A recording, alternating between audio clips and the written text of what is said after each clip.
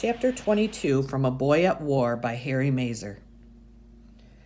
Adam and his mother waited. That's all they were doing, waiting. Waiting to hear something, waiting to hear from his father. He woke up waiting and he went to sleep waiting. Waiting, the clock ticking, tick, tick, tick, tick. He couldn't get the sound out of his head. He hated it. But sometimes it seemed to stop and then he couldn't breathe. Every day now there was news and it was never good. Every day they heard about ships destroyed, the number of wounded, the number of dead. The Nevada had run aground, the Utah had been sunk, the Arizona had gone down so fast that 800 or 900 men below decks were lost in an instant. The clock ticked, and every moment without word from his father was like a door closing. Adam woke up one morning knowing he was going back to the base. He had heard his mother pacing the night before. He had to go back. He had to find out something, anything. Anything would be better than this waiting and uncertainty. He left his mother a note. Gone to find out about Dad. Don't worry, I won't do anything stupid. He dressed in his blue navy work shirt and dungarees and even put on the black navy dress shoes. The cap went on his head, his lucky cap, and it worked for him right away. He caught a ride downtown with a newspaper truck.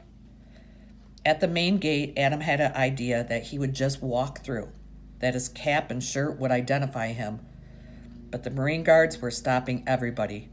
ID, the guard said, holding out his hand. My father's in there. I don't care who's in there. ID.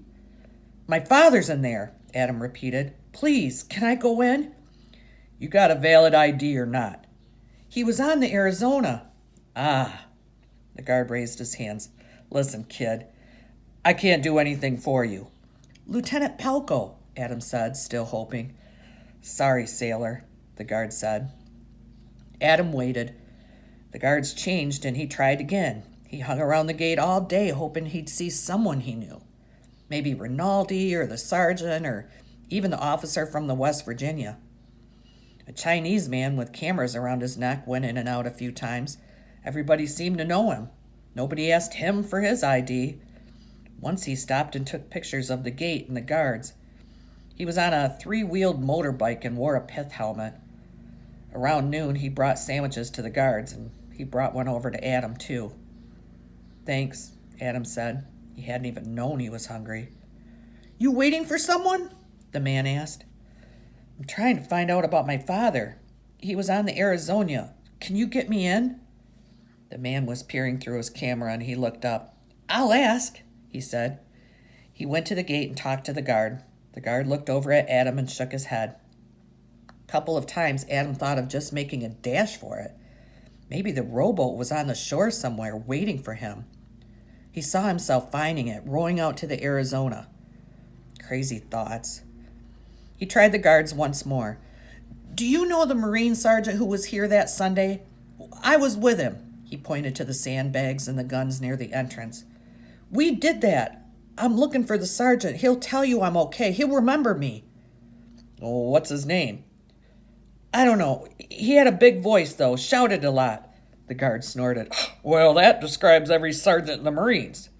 You better just stand back. It was getting dark when Adam gave up and went home. After 2 weeks, Kaneko returned to work. She wore a white dress, not her kimono, but she brought flowers the way she always did. Mrs. Pelko, I feel shamed to come. Oh, Kaneko, no. Why do you say that? Because of the Japanese attack, she said. Kaneko, his mother said. We missed you. We're glad you're back. So, which is your father's ship? Davy said. They were on the heights, looking down at Pearl Harbor. They had come back to get their bikes. Adam pointed. There was almost nothing left to see of the Arizona. Just a little of the superstructure sticking out of the water. This was the first time Adam had seen the harbor since the day of the attack.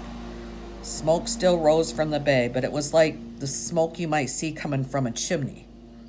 The harbor was cold and distant and eerily quiet. Yeah, we haven't heard anything from my father, Adam said. Davy looked at him. Nothing? You don't know anything? Adam shook his head.